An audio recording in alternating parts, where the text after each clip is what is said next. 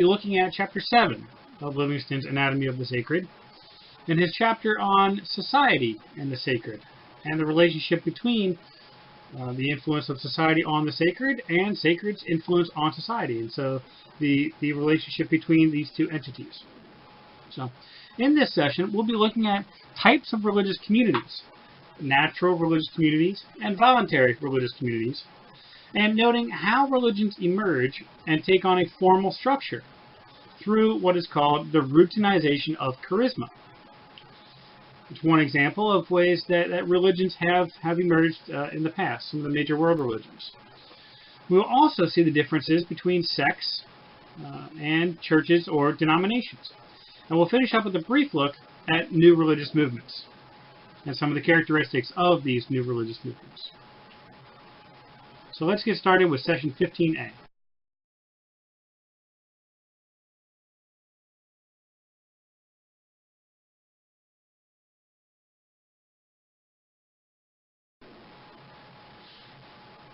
As we noted with Berger and some of our earlier theorists, such as Durkheim, to be human is to be a social animal.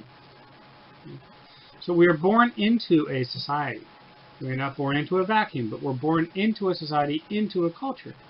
And so religions take on, and they concretize themselves, and they have to take on some sort of structure. And so we're going to be looking at what are the social expressions of religion. And what are the structures of religious organizations? One question we'll be looking at is, how do religion and society interrelate with one another? How does religion influence society? And in turn, how does society influence religion? What are differences in the structures of society that affect religious belief?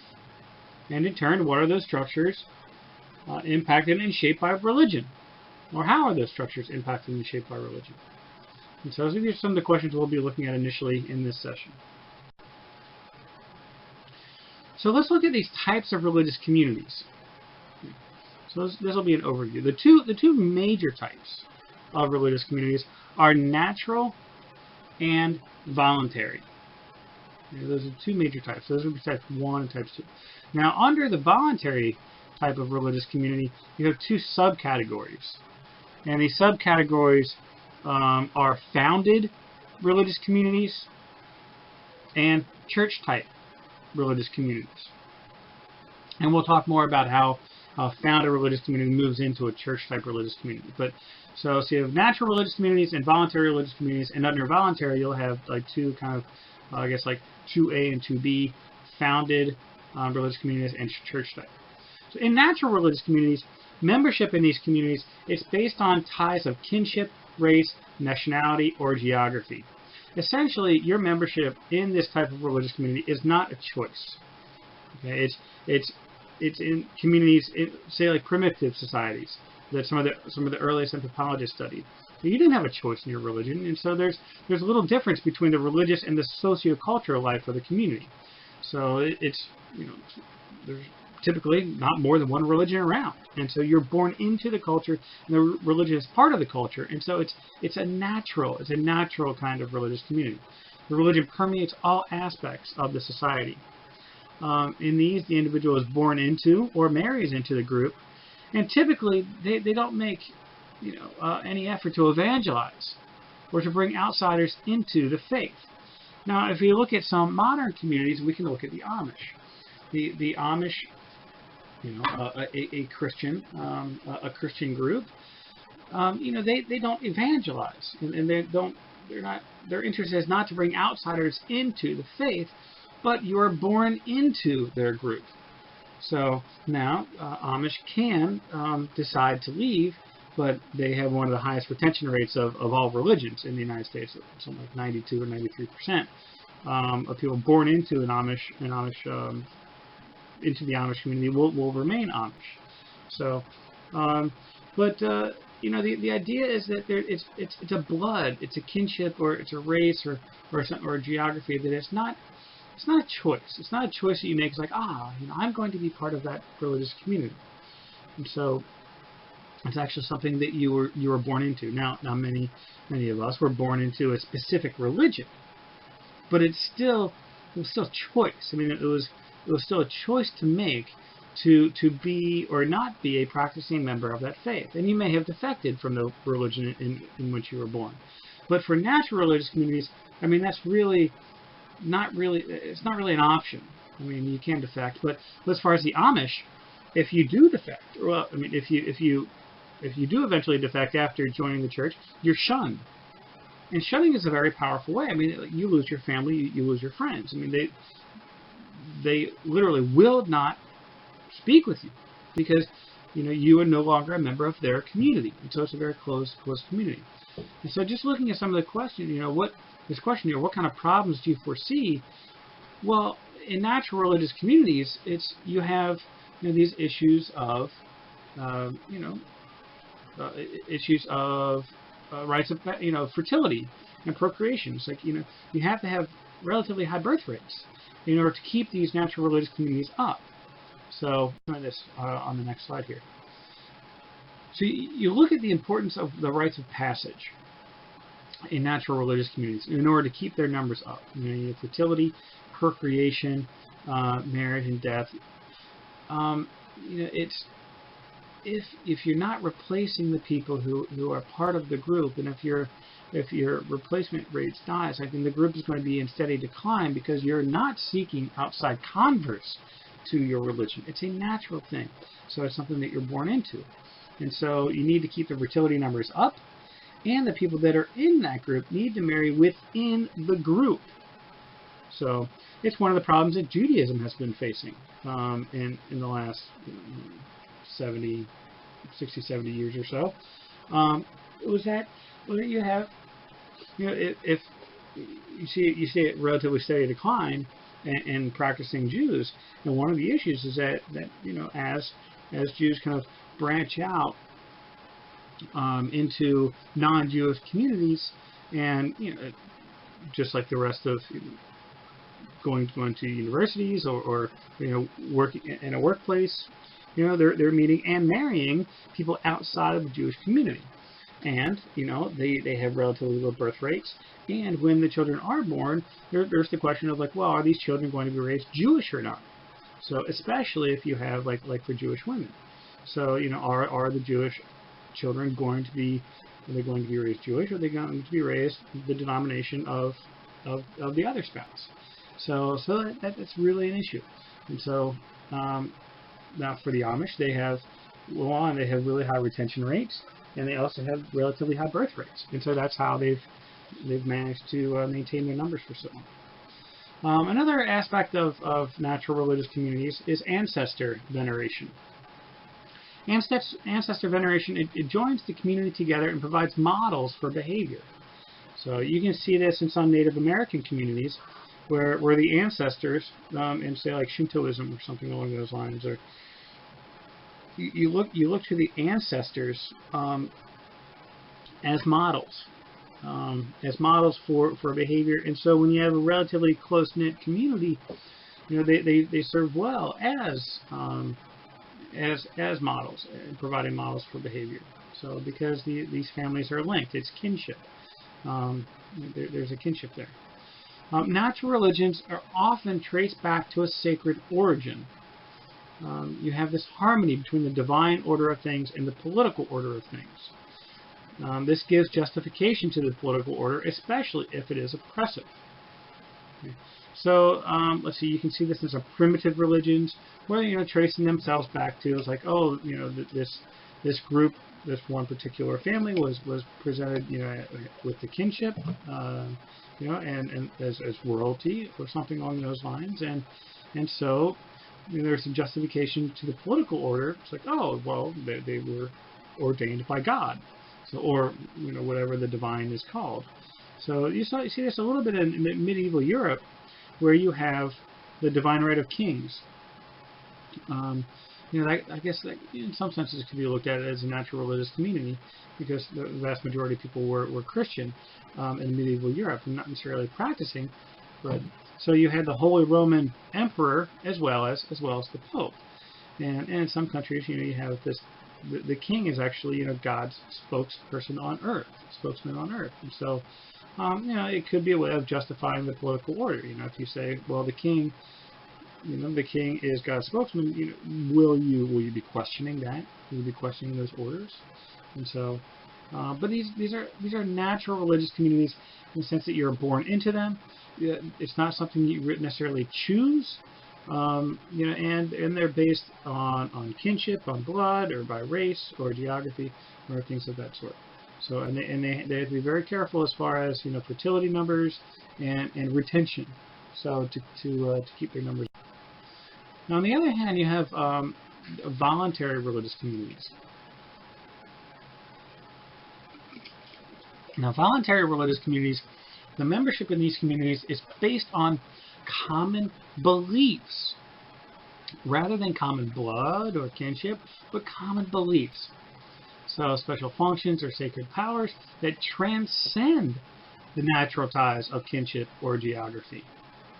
Okay, so these voluntary religious communities are based on beliefs. Like, I believe the same as you, even though we are two different parts of the world, two different races. It's like we are united by our beliefs. So not by kinship, not by race. And in fact, joining some voluntary religious communities may actually force one to sever ties with their families. So in communes or if you look at cults, they may actually force you to sever ties with their family if they also don't join. So the bond again is by doctrines and ethical ties, and not by blood or by kinship.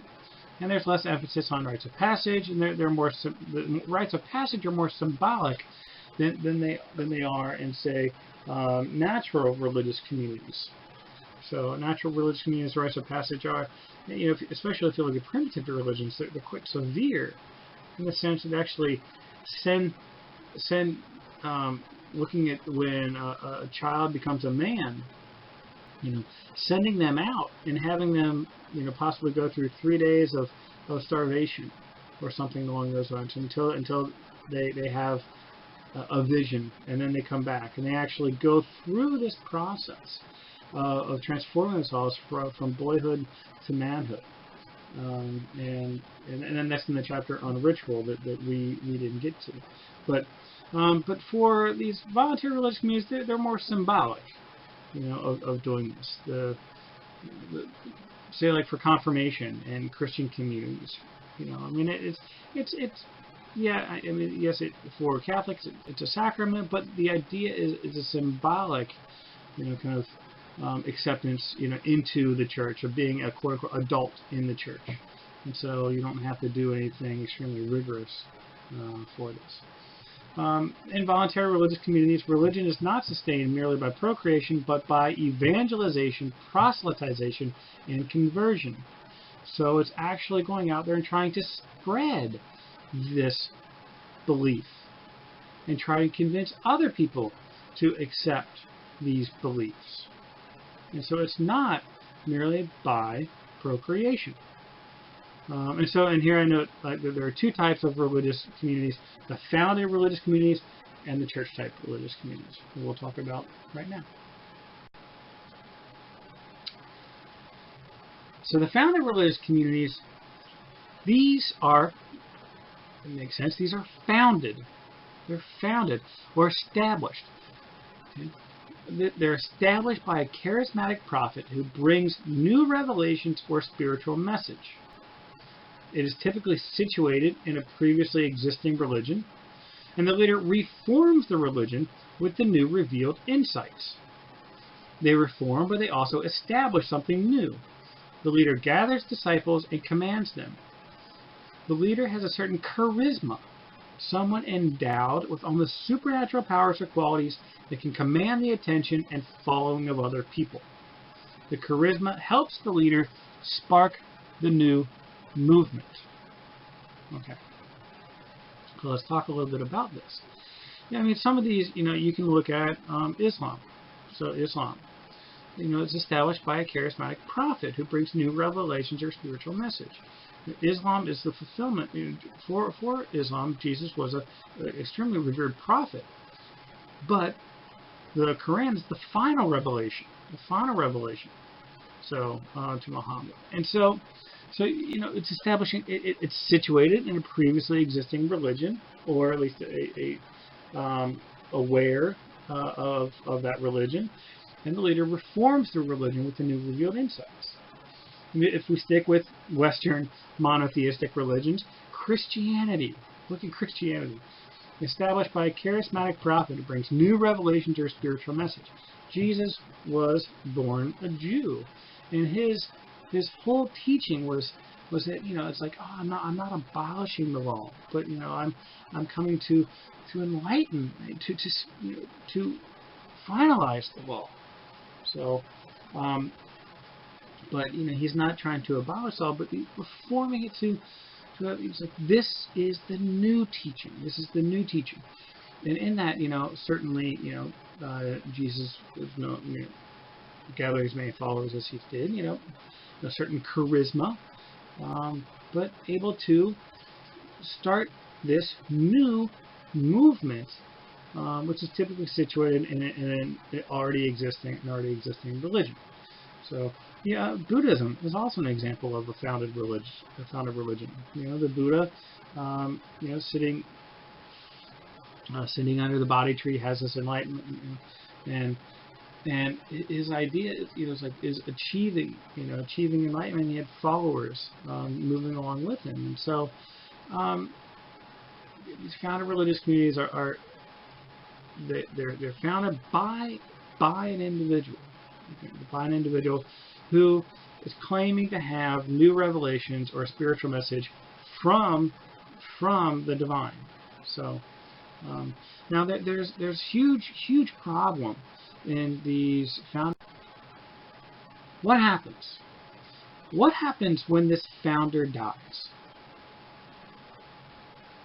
What happens in these founded religious communities founded by a charismatic prophet? What happens when the leader dies? Who takes over? It's a serious issue for these founded religious communities. And this issue, this crisis, is one of the reasons that new religions do peter out.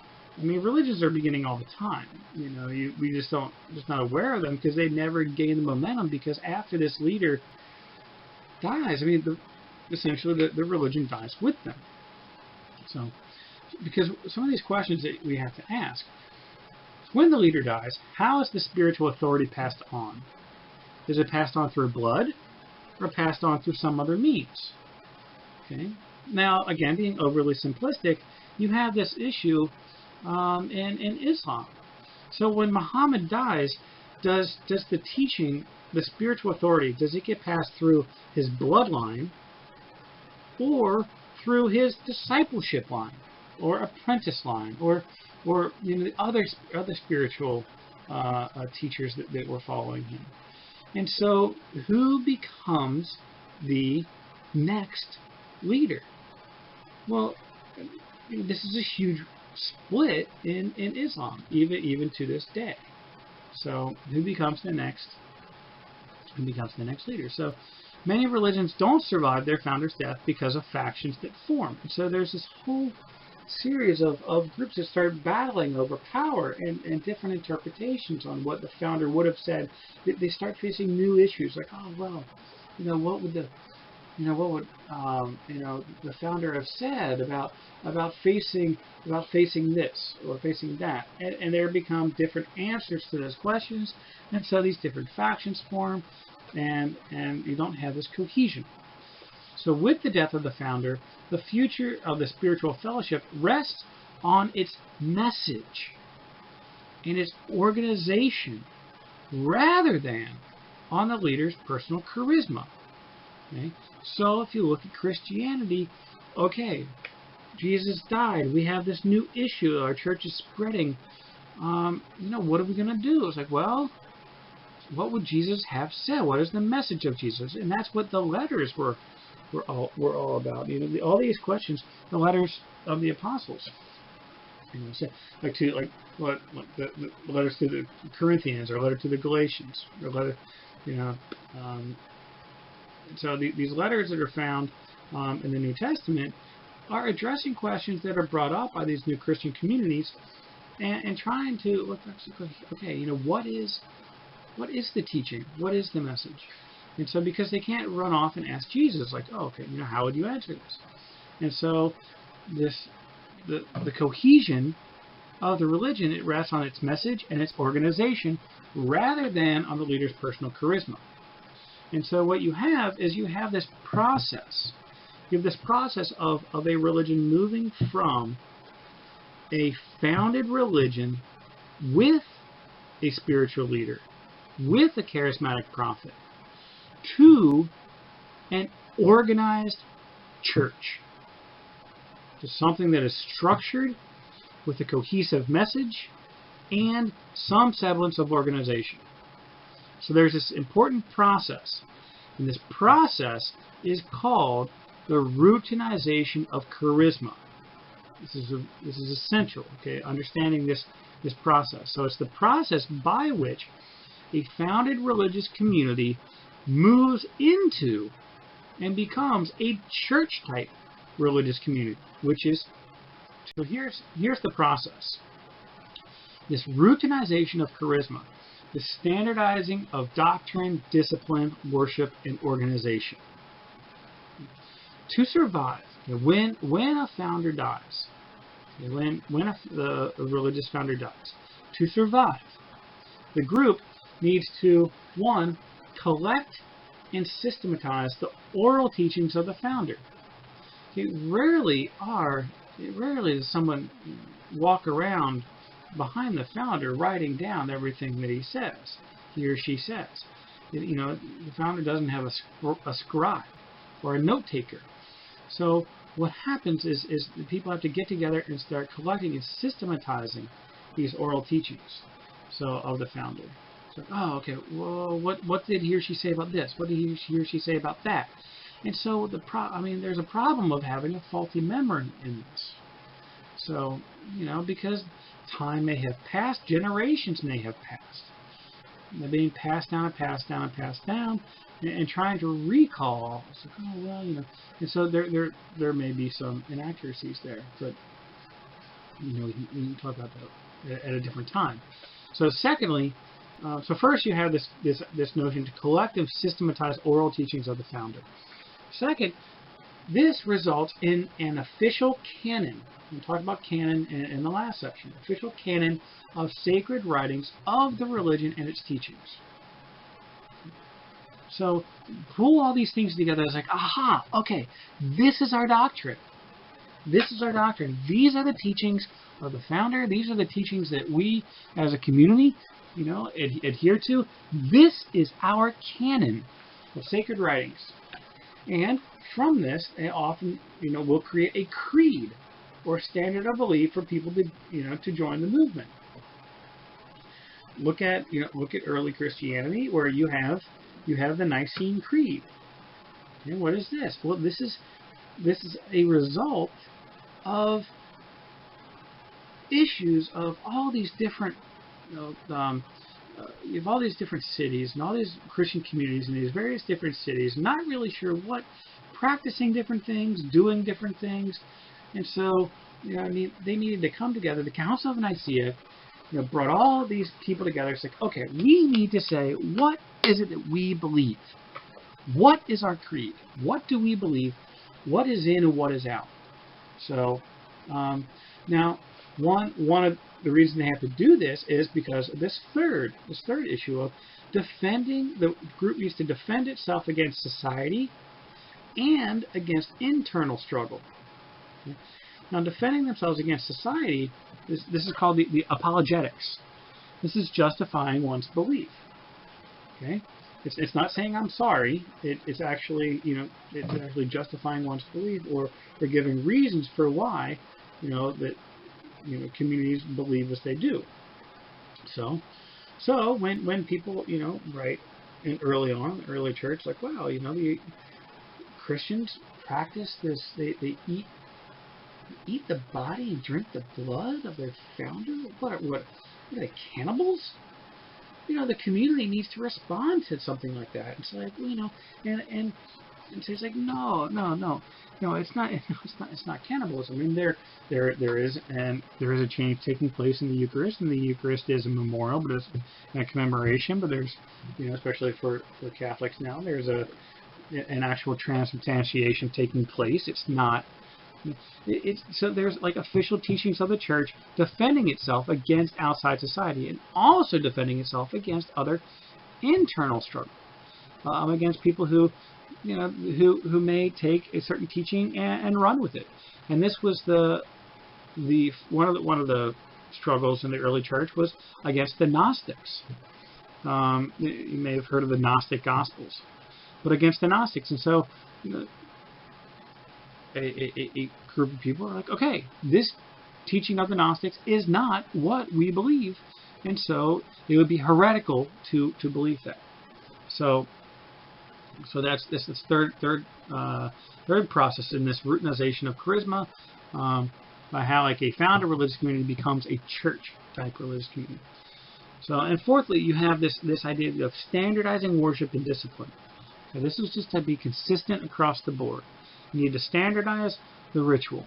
Okay, what are the rules of the ritual? What takes place in the ritual? So standardizing worship and discipline is essential for this movement from a founder religious community into a church type religious community, into a solid organization. And then fifth, the followers need to organize themselves into some formal structure with clear lines of authority. This results in a preacher class of authority and a laity class of followers. And so the church needs to organize themselves so they're, okay, when there are questions, are issues about okay, what is it that we believe, what is it that we don't believe, that there's someone to ask. There's someone to ask. So there's an authority there, and it starts creating a hierarchy. Like, okay, so we're the followers and they're the leaders. So this is the process. This routinization of charisma is the process by which a founded religious community, one established by a charismatic prophet, moves into a church-type religious community. Now, this church-type religious community, the founded religions move into the church-type religious community after the founder dies, and the religion becomes organized and routinized. Now, in this church type of religious community, as much as can be done against internal faction, eventually there's going to be disagreements over, say, interpretation of Scripture, tensions over rituals, or disagreements over authority, or how to face a new issue coming into play. There's going to be disagreements down the line. So what happens, this makes church-type religion vulnerable to protest, conflict, and division. Okay? So there's going to be tension. Tension is going to come up naturally over time in church-type religious communities. Okay, what happens if there's a new revelation? What happens if there's a question that was not addressed in the creed, for example? What happens with if there's a war? So there's going to be tension within the religious community itself. So what is the result of the tension? Okay, so what happens as a result of the tension? Now, on the one hand, you could have reform in the church, where there's actually, there's tension in the church, and there's actually, they deal with it, and they maintain unity, and they actually have reform within the church. Well, one thing that the Catholic Church has done is kind of establishing religious orders, is you have this idea of, you have like these different approaches to Catholicism, and so you can have this internal plurality within Catholicism by having different religious orders. And so, you have the Jesuits on one side, which are more known for their education and their social justice, but are also criticized, sometimes as like, are they really Catholic? And then on the other end, you have Opus Dei, so which um, which is just much more traditional.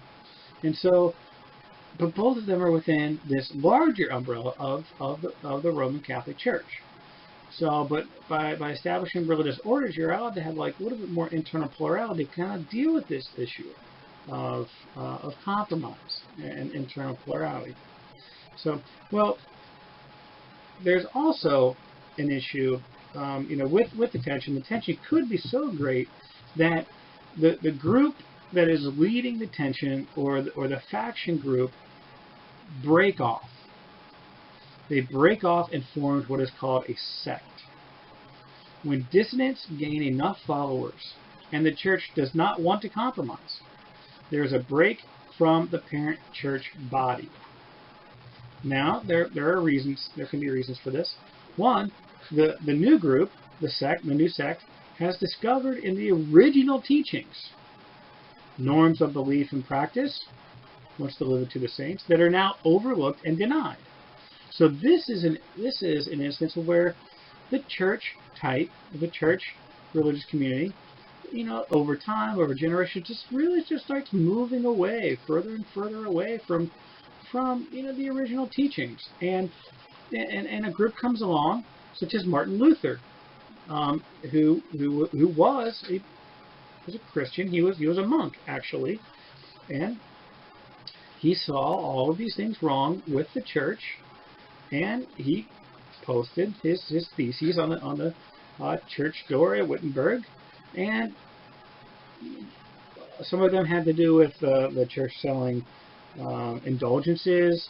Some of them had to do with issues of people kind of like buying their way into power, and a wide variety of complaints he had. Well, he was asked to recant a number of his theses that he had posted, and he refused, saying in good conscience, I cannot do that. Well, he had this re-understanding of one of the texts of the New Testament, to where, going back saying, okay, we as a religious organization are moving too far away from what the original teachings were all about. And he refused to break, the church refused to compromise, and so you have this whole break-off and the beginning of what is called Protestantism. So, it's because Luther himself did not want to leave the church, but he was actually excommunicated because he would not recant some of the things he had said about how the church needs to change. So you can look at Protestantism as a sect. It was initially a sect, and it broke off from the parent body, which there was not a Catholic Church at that point. It was, but like from the Christian Church, and so it broke off, and a new sect was born. And then the same thing happened with the Protestants, the Protestantism, the new movement is sects would break off from that because it kind of opened the floodgates, so to speak. And so that's why you have like hundreds of Protestant denominations nowadays in the United States. So a second way of breaking off from the church is the group claims a new independent revelation or teaching that stands as a challenge to the parent church and the culture. Okay, so in this you have Mormonism. You have Mormonism where Joseph Smith received new insights, and the Book of Mormon essentially it's a sequel to, again, being overly simplistic, but the Book of Mormon it's the new teaching, it's the new independent revelation, and so Mormon broke off. They broke off. So Christianity itself was a sect. It was a Jewish sect. It broke off from Judaism. I mean, Jesus comes along. It's like there's a new revelation or a new teaching that's so different from Judaism that it had to break. So. So you have these two different kinds of, or two different ways that a sect breaks off from the parent church. Either the group has rediscovered the original teachings that are now overlooked and denied, or there's new independent revelation or new teaching that stands as a challenge to the parent church. But the key for this is that sects always come from parent bodies. Okay? Sects always come from parent bodies. That is the key thing to remember. So breaking from the church or the denomination later addressed, later called breaking from the church or the sect. So the sect has certain characteristics. So sects have certain common characteristics as opposed to a denomination. So sects tend to be exclusive, and they claim to have a monopoly on religious truth. They tend to be lay organized, okay? Because remember, they're a reaction to the church. Sects break off from parent bodies, so they tend to be lay organized. Religious obligations are shared, marked by voluntarism. Each member needs to show some form of knowledge or commitment to be accepted. There's a vigor in people who break off from the parent body. There's a vigor. There's a lot of energy there. So now one of the problems is that sects lead to become denominations, because once that vigor dissipates over generations, people start wondering, why did we break with that previous church? I can't remember. And so sects actually move into the direction of becoming denominations, and then you have this whole cycle happening over again, that another group will come along and say, we're getting away from our original teachings, it's time to break off again. So but sects, another characteristic of sects, they demand total allegiance in all areas of life. You cannot be half in and half out. Okay, so you can't be lukewarm in sects. So you can't be lukewarm in that it covers all areas of life. So exercises sanctions against those who stray to the point of expulsion. Again, this is part of the all in or all out. If you look at Mormonism, you can't be a halfway Mormon. I'm sorry, not Mormonism, with the Amish. You can't be a halfway Amish. It's either you are completely Amish and you live the Amish life, or you're banished and you're shunned. And so, it's a very there's a high tension. There's a high tension with the surrounding culture. I mean, the Amish, they're relatively, they're peaceful, but tension in the sense that they don't adapt to the surrounding culture. Okay? And so you have to be in or you have to be out. You can't be half in, half out. And that's why, they exercise sanctions against those who stray to the point of expulsion. The sect is a protest group. Okay? It's important to remember that. It's a protest group against the church parent body and against the larger surrounding culture. Okay, some people identified sects by the tension that they have with the surrounding culture. So saying, if they're in high tension with the surrounding culture, they are, that religious group is a sect. If you look at, Mormons, certainly, they do not adapt and accommodate. No caffeine, no alcohol, no smoking. So intention. They just don't. They don't accommodate to the surrounding culture, and also some distinctive dress or other kind of marker. So, again, with the Amish, certainly you can, you may have seen Amish in what they wear, or other kind of markers that people have. Whether it's growing long beards, or not shaving, or for Hare Krishnas, for shaving their heads, so other kind of marker that highlights the tension between themselves and the surrounding culture. And so in looking at them, that they are a particular religion. So that's some of the characteristics of the sect.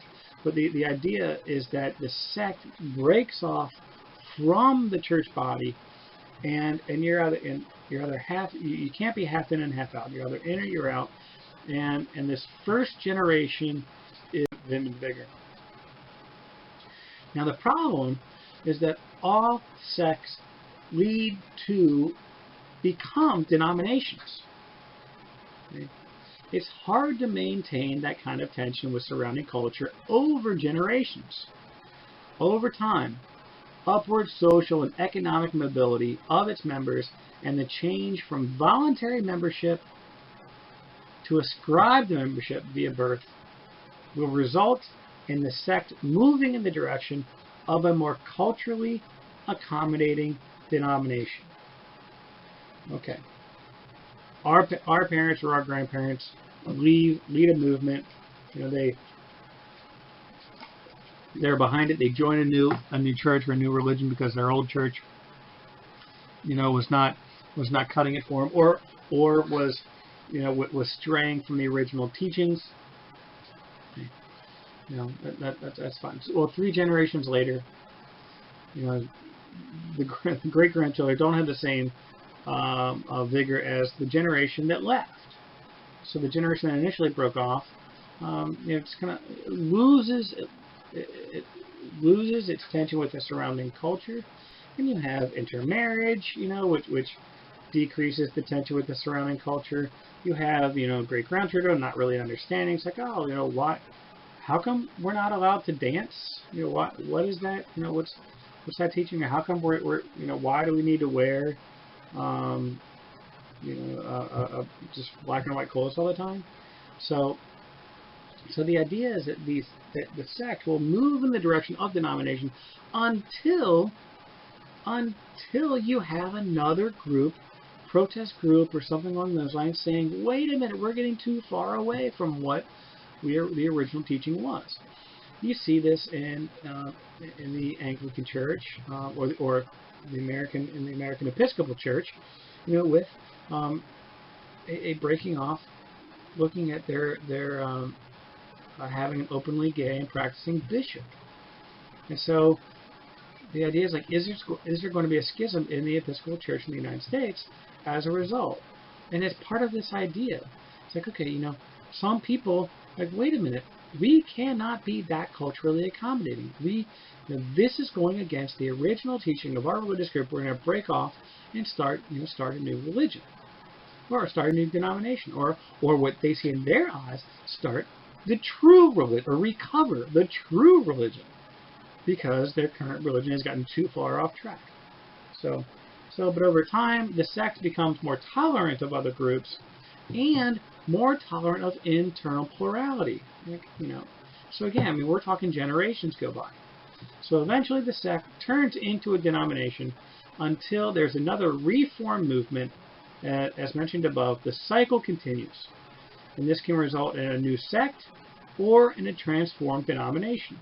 It depends on if the denomination accepts the changes that the protest group is bringing forth. Okay. So that's how you have this. You have founded religious communities.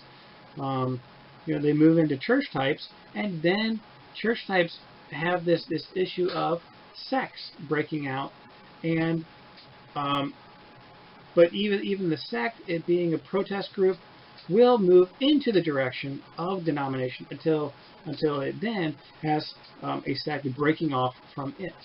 But that's how you have these hundreds of versions of Protestant denominations. Is this whole cycle here.